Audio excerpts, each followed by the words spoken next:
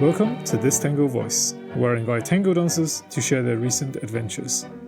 I'm your host, William Lee. Today, I catch up with Dante to talk about his recent competition at the European Tango Cup in Italy, where he and his partner, Rebecca, came first in vals, second in milonga, and reached the final of the Tango de Pista event. He talks about his previous competition experience, how he met his competition partner, and his general reflections about tango competitions.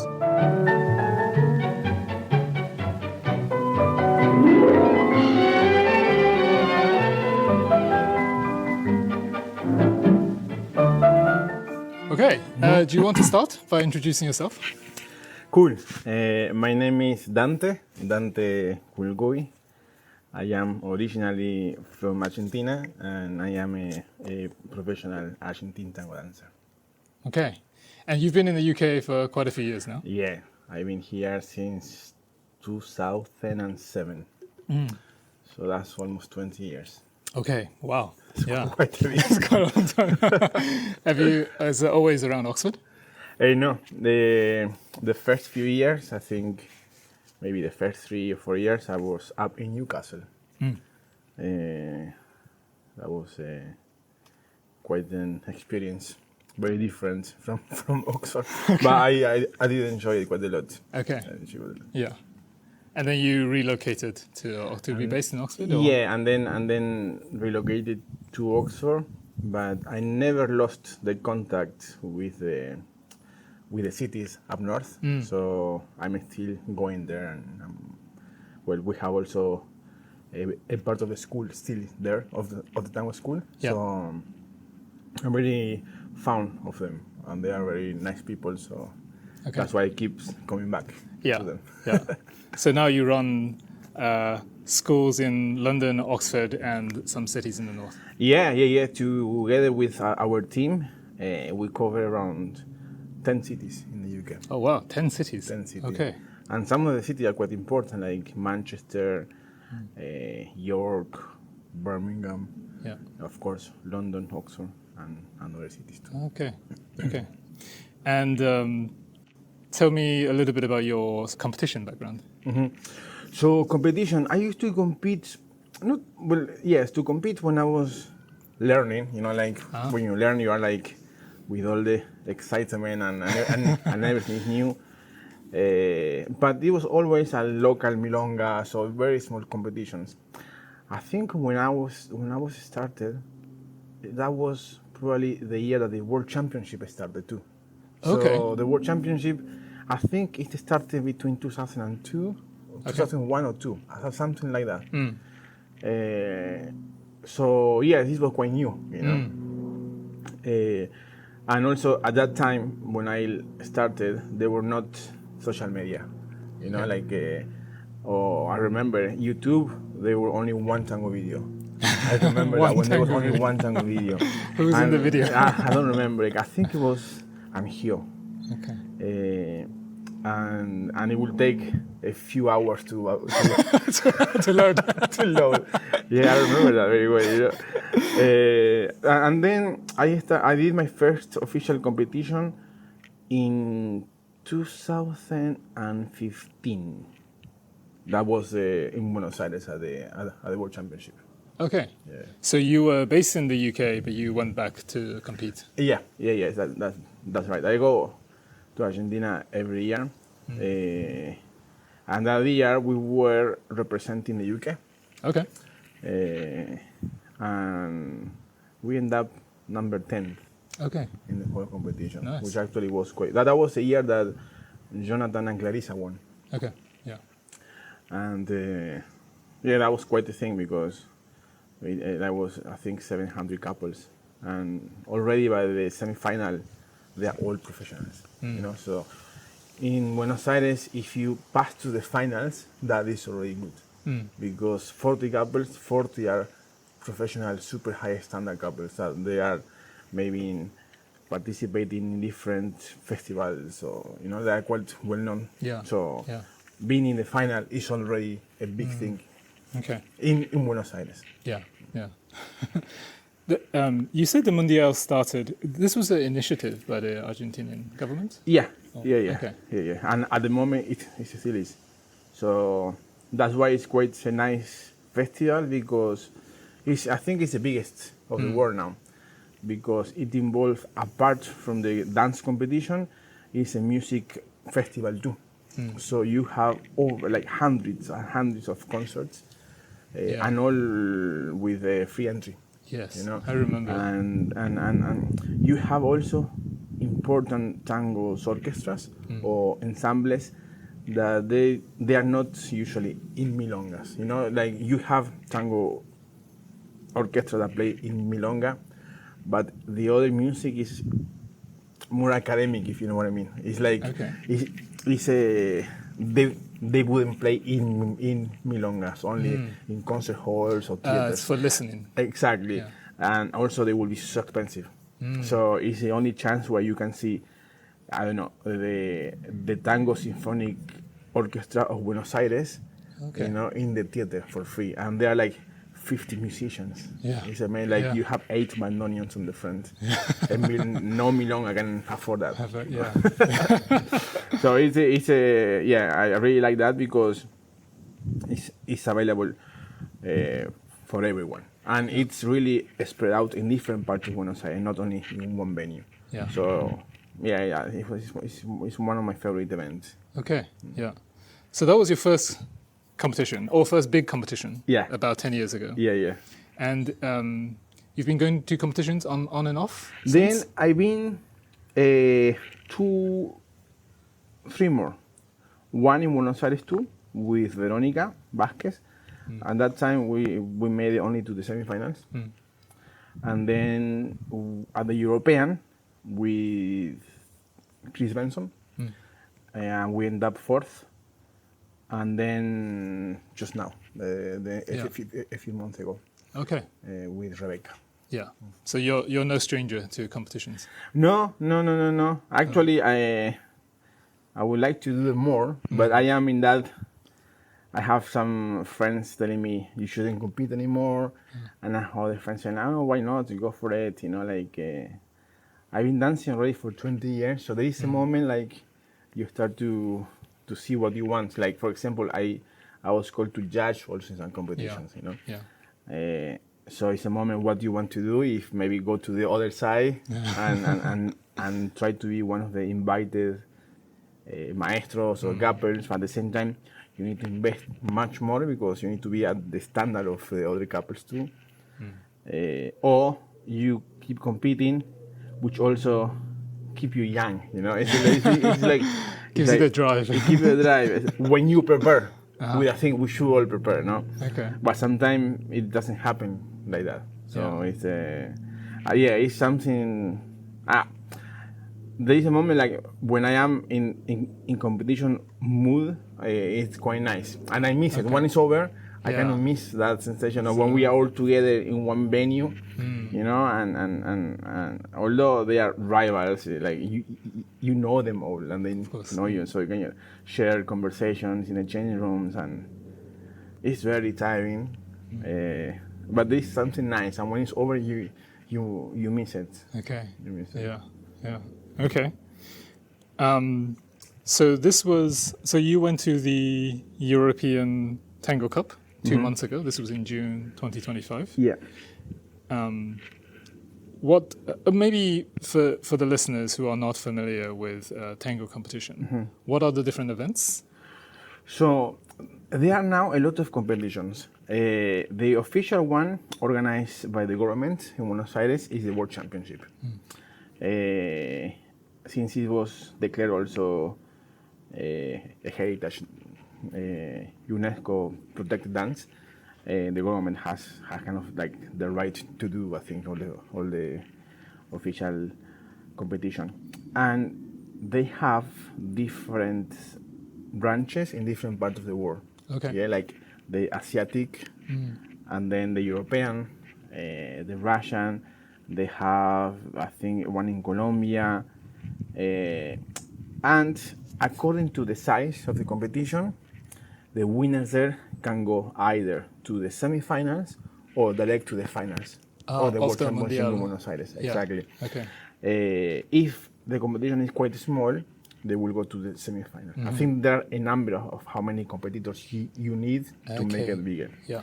Then inside of that, let's say the European one in Italy is the biggest of the whole Europe. So if you win there, you go straight to the finals in Buenos Aires. But they also collaborate with smaller ones. Okay. So basically, let's say I think now there is a competition in Bilbao next year, and the winners from Bilbao will go straight to the final of the European. Okay. You know, so yeah, they yeah. kind So of these are like exactly. So you can ladders escalate kind of more. yeah, Exactly. Yeah, yeah. Okay. So and now that is all related to and they need authorization from the committee of Buenos Aires. Okay. You know, and they have to decide. They will send someone to verify that all is okay, who will be judging, etc., and to keep the format. So that is like inside the official competition that comes from Buenos Aires. Okay, so the format is the same in all of Format these is the same, competitions. exactly. Okay. They might add like different categories, like now, you know, like milonga, vals, milonguero. Yeah, yeah. But and then you have other competitions that are separated, like the Turkish one, for example. Okay, They are, that's like, a different organization. yeah, different, which is like it's not public. It's like a private event, no? Yeah, yeah. And in Russia, you have a lot. Now it's popular the pro-arms, which is a professional with an amateur. Yeah, you know? it's very popular in ballroom as well. Yeah, it's very popular. Exactly, and actually they copy from that in Argentine tango. Here in Europe, Argentine tango is not that popular. So I've been competing, I think, twice with my student because she wanted to, and I support her. But I think in the tango we were maybe 2 couples, 3 couples. In other disciplines, paso doble or cha-cha, there were like a lot of couples. Yeah. But in Argentine tango there were so very little. few, yeah. But in Russia it's huge, and it's almost every weekend you have one. Argentine tango or ballroom Argentine in general? tango. Oh, really? Yeah. Okay. Oh, I know They are ballroom is doing very it- big. Yeah, but, now Argentine yeah. tango in Russia in the competition is very big. So a lot of people prepare and of course work with it. Yeah. Because people spend quite a lot of money course. preparing and also paying for the professional to compete with them. So it's a thing. It's a big thing there. I have friends competing every weekend. Yeah. So when they go to compete, let's say to Europe, like, they are super trained and used to it because they do that every weekend. You know what I mean? Yeah. It's like if you are part of the show of a tango show and you perform every day, then when you go and compete in tango stage, it will be like a little bit easier because you are so used to it. Okay. You know, Yeah. you train because it's your work too. Yeah. Okay, so you mentioned there are different categories. So people might be familiar with the pista and escenario, but there are also the vals, milonga, which are just single dance categories. Yeah. They are kind of inside of the tango rhythms, you know. In Buenos Aires, actually, they have the World Championship in August, but they also have the Championship of the Buenos Aires City in May. Yeah. Which the winners from that go to the final of the World Championship. And in that competition, they do also milonga and vals. But the winner of the milonga and the vals goes to the final of tango de pista. No, they don't compete because there is no separate milonga or vals I see. in the World Championship. Only tango de pista and escenario. Tango de pista, of course, is the improvised, is the social dancing, and stage is the choreography one. Yeah. So when did milonguero become popular? Well, first explain what is the... Yeah, the solo milonguero, or milonguera, they evaluate you as a solo dancer. You know? And at the beginning, it was quite weird for me when I saw it for the first time. But then it kind of makes sense because it requires a person to adapt to someone that you don't know, which happens. It's real, right? Yeah. Milonga, it's a social dance. Exactly. So. If you go to a milonga, sometimes you don't know many people, or maybe it's your first milonga there, and then when you show your skill, your skill, not only to move but to be sensitive, a lot of sensitivity to the person that you're dancing with. accommodating, adapting, and that is a skill that we all should have. So in the solo milonguero, you compete on your own, and they put you in a ronda with a random partner. You dance one tango, and then they threw a dice, and according to the number that comes, you change partner in that number. That number of times, yeah. And then you dance again, and so on. If you repeat, they threw again, and then so you will dance with 3 different people that you didn't dance before. Yeah. And they evaluate you, as a solo dancer. Yeah. Is this quite a new format? It's a new format, yeah. I think Okay. I saw it for the first time maybe a few years ago. Yeah. And I'm not sure where it started. Okay. I know the in other impression- dances. Yeah. I think I had the impression it started in Istanbul. Okay. But I'm not sure. Okay. Yeah. I've seen in other dances, like West Coast Swing, the Jack and Jill. It's always, it's like they draw from the hat who you dance with. And obviously some festivals have shows when they have a lot of maestros. They mix the mix. I think the one that started that was the Brussels Tango Festival, I think. I've seen some, I think I've seen some videos. They were the pioneers of that. And now some festivals are implemented. It's quite cool. Yeah. It's very cool. Yeah. You have to It's make very sure nice. also, like, if the couple want to or not. Like, I think once you saw it somewhere else and people say, okay, yes, at the beginning, everything like new idea is weird. Yeah. Especially in tango, that is quite traditional still, like, yeah, it's improvised and everything, but it's kind of, there are etiquettes to respect. Yeah. It's like the next step of the pista, right? It's Yeah. more social. You cannot train with the same partner. You cannot train. So, I think it's actually quite, it's quite good because, and you evaluate different. I judge the solo milonguero of the London to Tango. It's a Turkish one that they did it in London. Tango 2 Cup. Tango 2 Cup. Yeah. In the London version, I was judging last year. And it was interesting because you have to pay attention to different things, not as a couple, but I don't know. Let's say one person did a mistake, and the other person and the partner realized that and fixed it. That is a super plus. Yeah. Although there were mistakes in the couple, but the solo dancer was amazing. Yes. So you judge different things. If it was a couple, then it will be okay. You disconnected from each other, But as you are doing solo, it's normal that they don't know each other.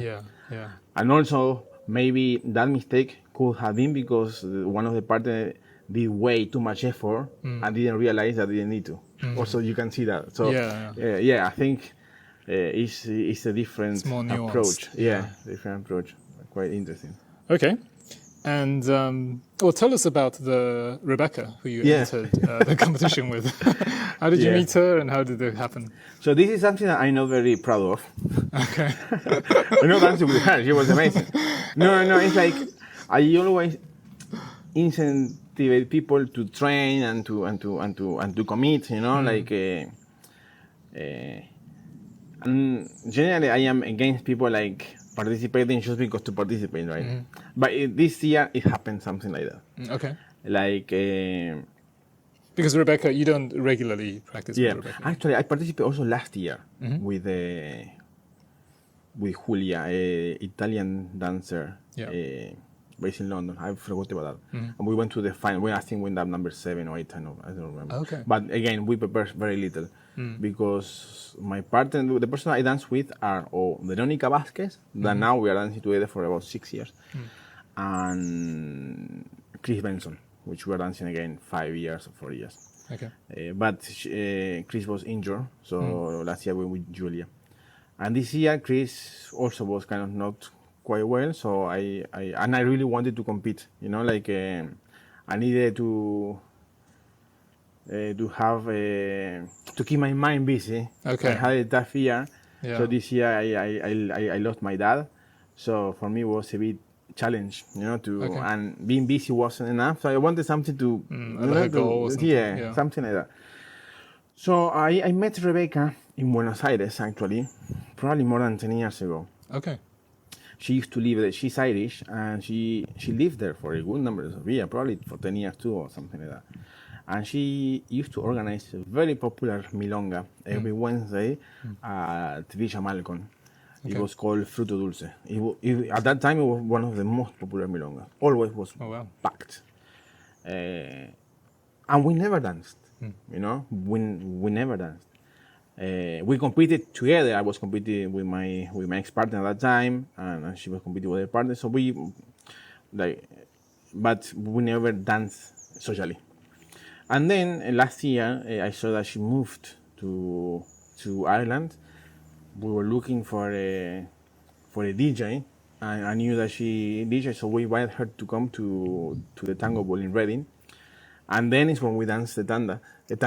And I thought, wow, it feels really good. You know, like, I mean, I could feel that she lived in Buenos Aires because her way of dancing was very Buenos Aires.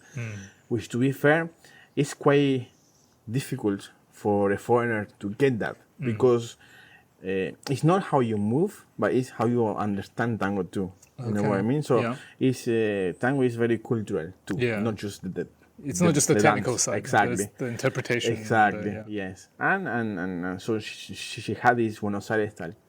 So this year, when I was looking for a partner, I thought about her, and she said it was last minute. I think we enrolled in the last day. Okay. That we could enroll. Yeah. It was the last day.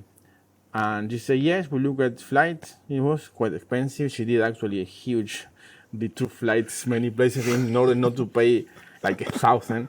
And we went for it, So basically, we didn't know each other more than the tanda. Okay. And it was shown in the dance, like in the tango. I think we finished 5 or 6, I don't remember. Okay. In the tango. So we won the vals, second place in milonga, and I got the second place in the milonguero. But in tango, yes, we went up, I think, number 4 or 5. Okay. I think, I don't remember very well. But we didn't start well. You know, like this year there was like I think over 100 couples, so quite a lot for the European. So when we went to the classificatory round on the Friday, we passed to the semi-final, but like number 20, I think. 40 couples went, and we were number 20. We were in the middle. So it wasn't very clear whether you would exactly. get through the next. But really, if you want to be in the podium, you already from the classificatory round, you need to be inside of the 10 couples. That is kind of the average. Because the judges already see, right? Exactly. So they have already formed an opinion about. Yeah, exactly. But we went to dance, yes. Like we didn't practice much, we didn't know much. So it was 100% kind of improvising on the go. That was the Friday. Then the Saturday, the whole day was the milonguero, the milonga, and the vals. So they did classificatory, semi-final, and the final all in one go, in one day. Okay. So then we were the whole day from 10 in the morning, like until 10 p.m. And I think that day helped us to practice, to reconnect more, you know? That was your preparation. And also, of course, in the end, like when they say your name and you are there and they call your name and for the first prize, it's quite cool, you know? They say, wow, it's me, wow. So that incentivizes us more. And next day we talk and say like, we have to kill it. Like we have to pass to the final, but in good position. Yeah. So from there, when we passed to the final, we passed in number 7, I think. Okay. So that was quite big. We scaled quite up. Yeah. And then yes, when they were saying the names of the winners, I was quite happy with the result. You know, like I would be quite disappointed if they would call our names. Okay. Because when I saw the Russian couple that won, and when they performed, they killed it. Okay. And they've been dancing together for 10 years. Yeah. You know, so it was fair. Yeah. If we would have, I didn't think we would win, but you never know, because that also in the final, in the variation, I messed it up.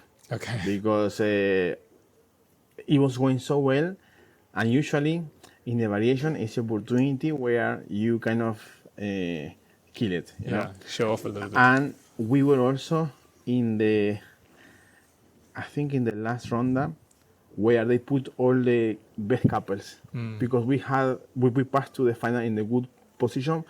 We were put with the good ones, so I knew that we could have an opportunity, you know. So but in the variation, it's either go for safe, clean, or try to risk and do it well. And this is when you gain points. Okay. And I risk it. Until that moment, I was thinking about it. Risk it or not, risk it or not, risk it or not, risk it. It didn't work out.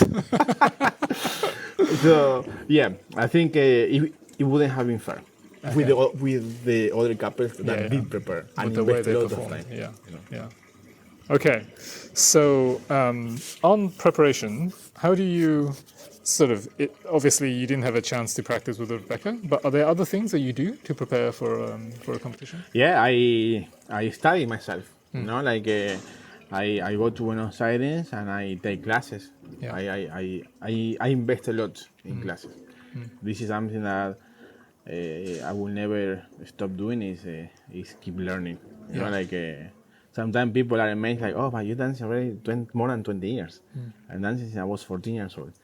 And you're still taking classes? Yes, because it's a lot more to learn. Exactly, and also because it's my job.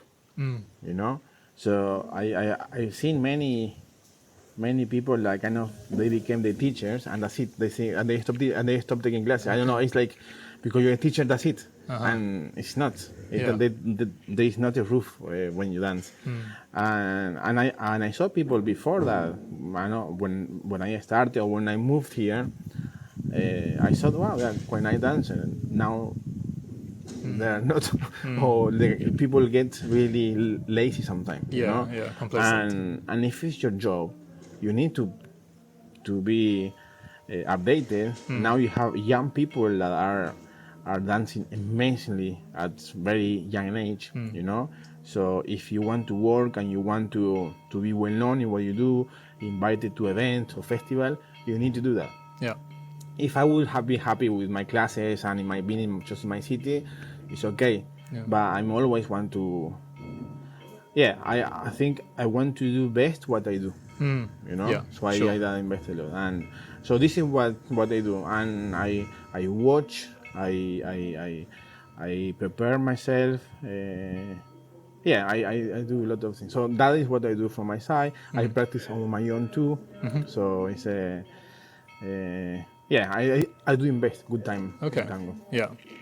Do you do any special preparation in terms of the music? No, not much. No. Okay. But again, like I think dancing for over 20 years, I think there are very rare tangos that I don't know. You haven't heard, yeah. You know? Even in tango classes now, I am starting to dance sometimes non-tango music because imagine 20 years listening the same music. And there are days that I teach 10 hours in a day. Yeah. You know? Yeah. Imagine listening in Bahia Blanca 10 for that. It's quite so you need some new stimulation. Yeah, exactly. So I found it very difficult to teach with tango music. Okay. You know? Yeah. Sometimes I am in my car and I will put tango music. I don't really listen to tango music in my free time. I listen to a lot of podcasts or other things. But sometimes I do put a tango piece to music. But I like a lot the tangos that generally you cannot dance well, like difficult to dance to. Yes. Yeah, because when I was a kid, I studied music in the music school for about 8 years.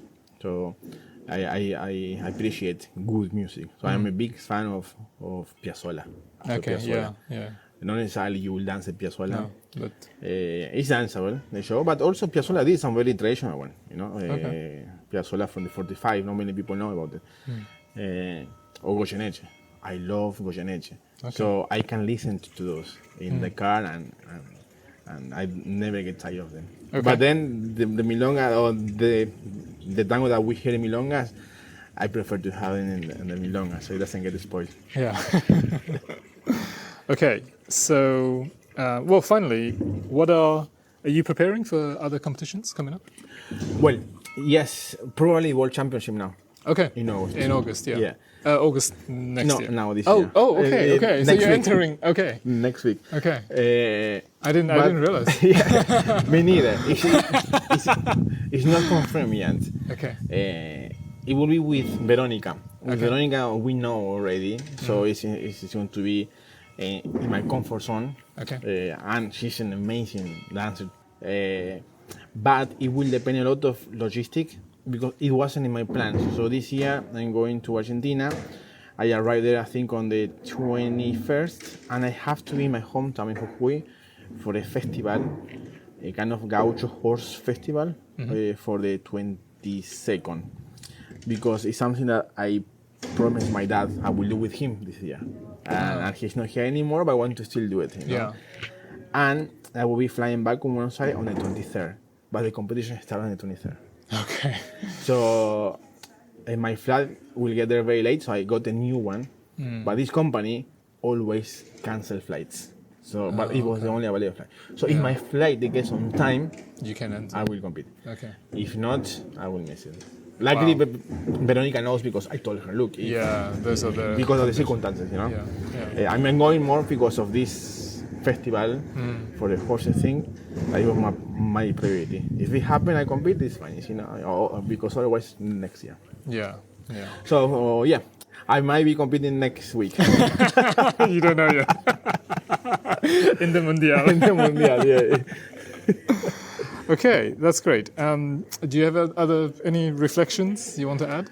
No, I mean I think some people are always, you know, the tango conservatives are always very like against competition because they say, oh, you shouldn't compete. It's a social dance, you know. But I think it's nothing wrong with it. Actually, it's quite healthy.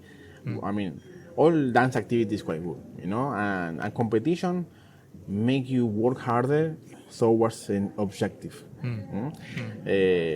And also it made people realize that sometimes, oh, we need a little bit more.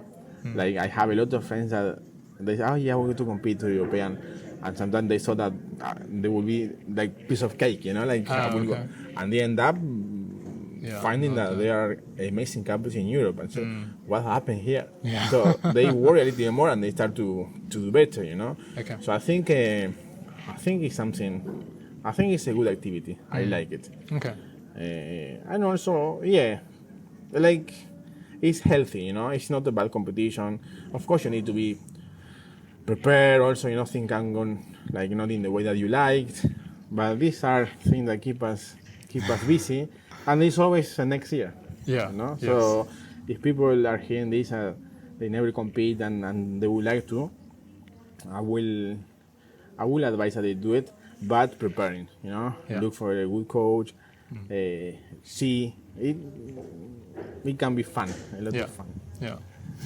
Okay. Well, thank you very much for the thank you, interview. Yeah.